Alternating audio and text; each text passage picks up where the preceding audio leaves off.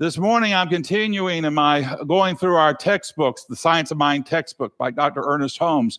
And this chapter is on immortality. Immortality. And he says that one of the best things he says about immortality is we're already in it.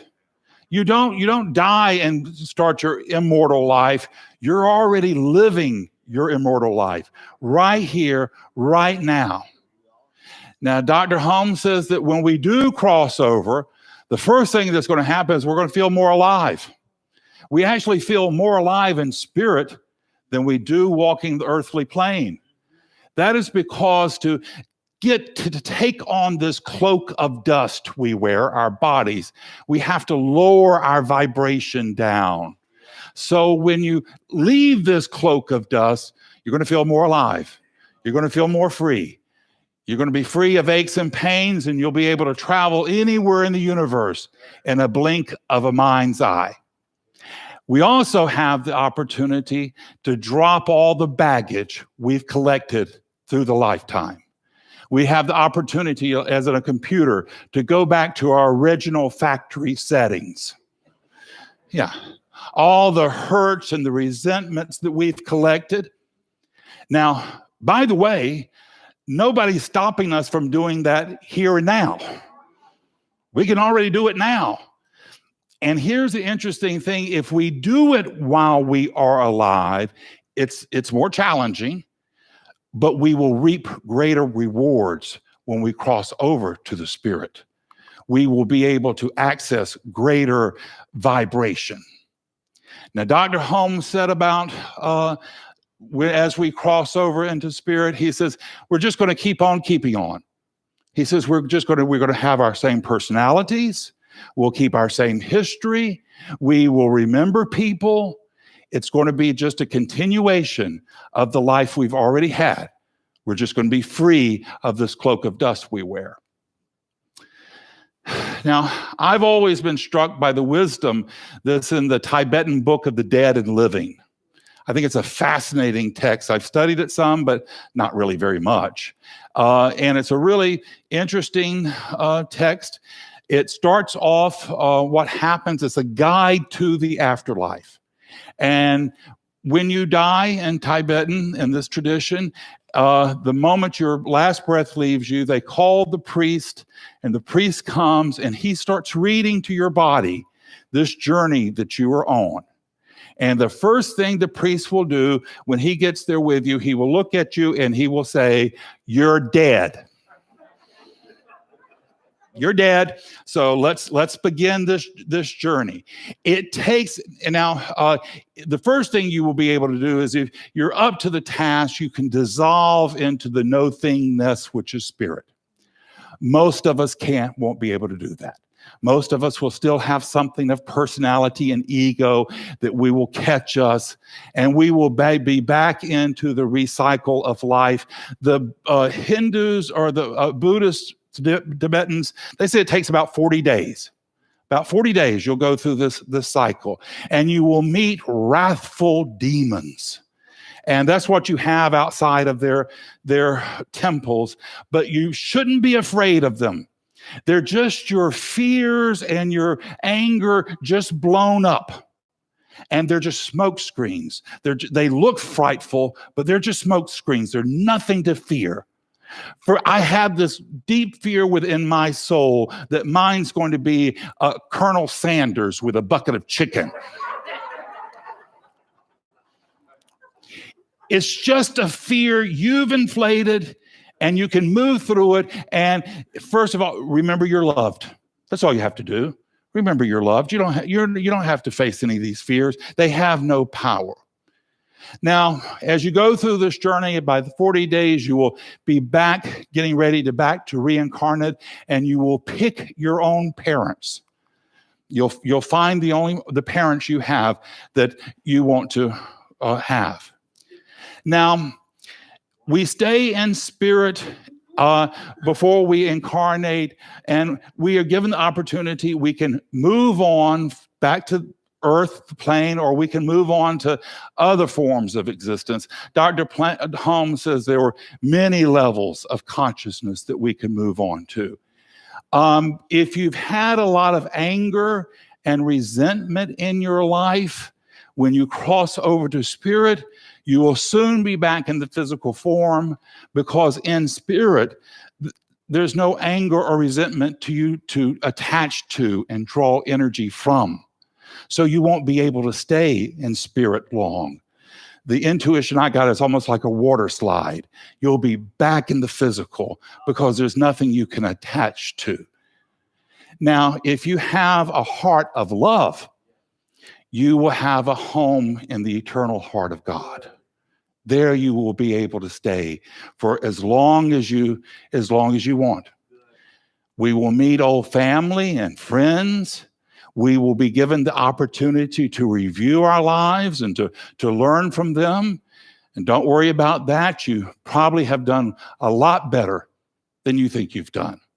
We will move on. There will be things for us to do. We will learn more and we will create. We will learn how better to work with the divine law. Now, my teacher, Kennedy Holmes, he was pretty adamant. He said there was no way he was going to reincarnate back to earth. He said, no way. He said, what, come back here to have your heart broken for the first time or to have your tonsils taken out? And even Ernest Holmes had something very interesting to say. He said that with all the universe out there, why would we come back here? Wouldn't we want to explore some other possibilities? Now, I think what happens is we dwell in the heart of God, and we begin to marvel at the love we did experience here in the physical realm. We marvel at it. We hold close to it. And the memories of our pain, those lessen. It reminds me of when my niece, when she was an adult, she is an adult still, but she would visit me from her European home when her husband was in the military. So she'd come back every summer and stayed with me the whole summer. At the end of the summer, she'd always want to go to a Braves baseball game.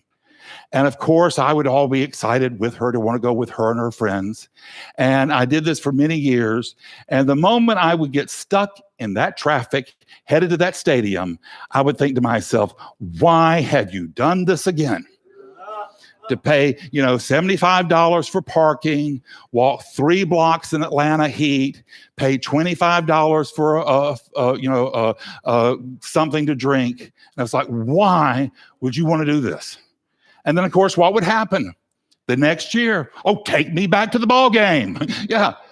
And I think that's what happens in spirit. We let go of the things, the hard memories, and we hold to the blessings of love.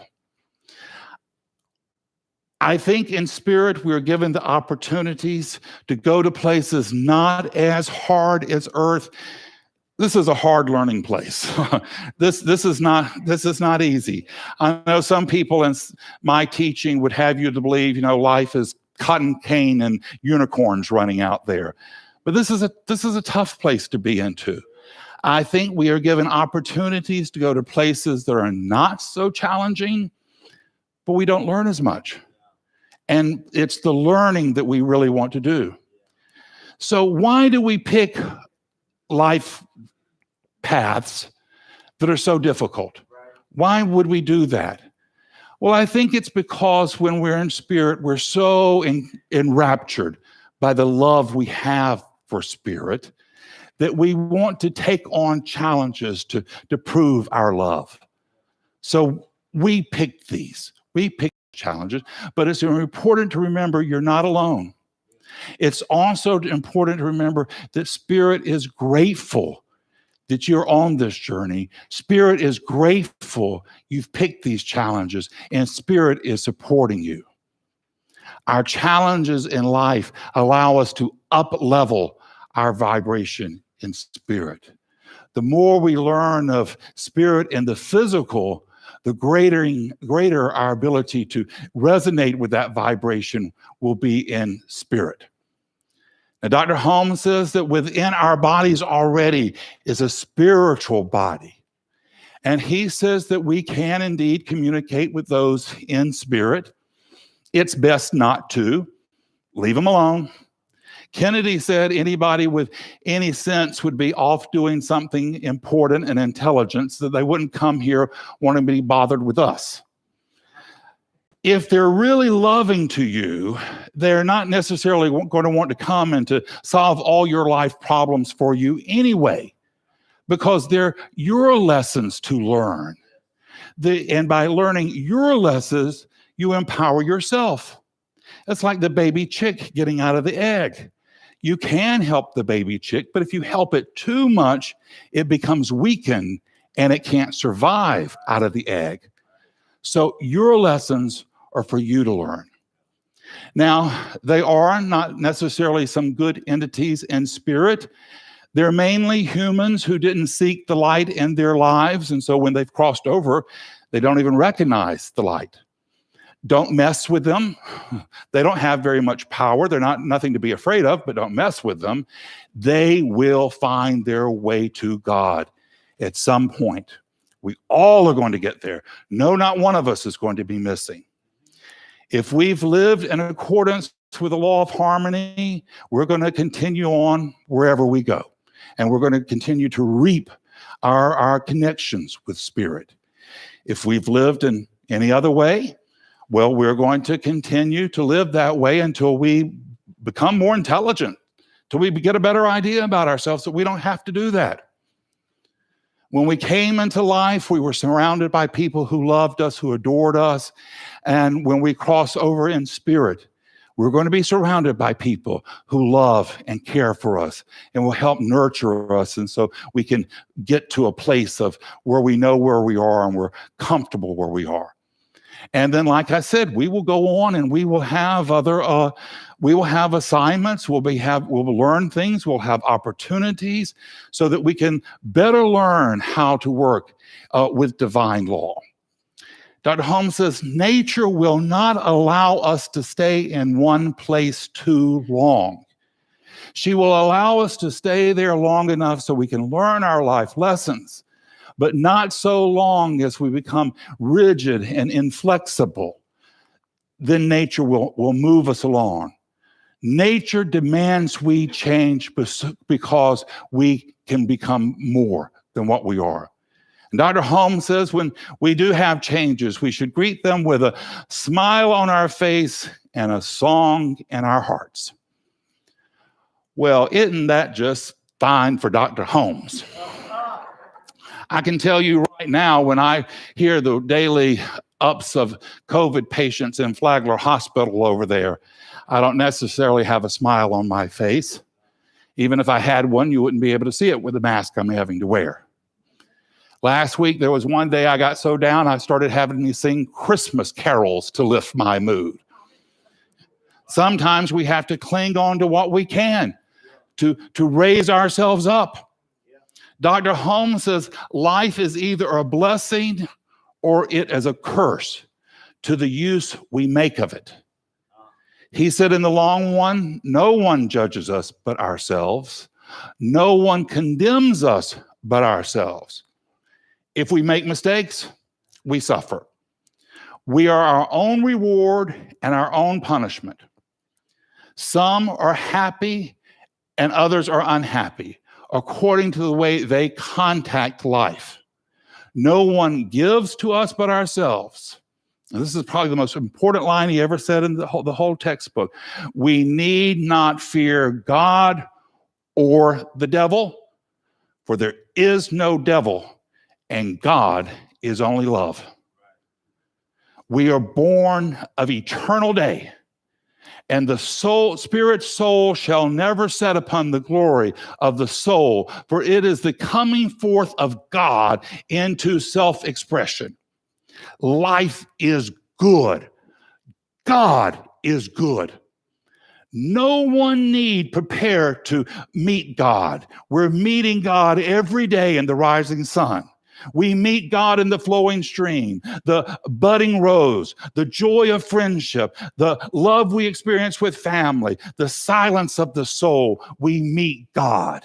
He said, just as the eagle free from its cage will soar to its native heights, so will the soul free from this home of flesh rise and return unto the home of the love that it has felt from family and friends and spirit, unburdened and unafraid.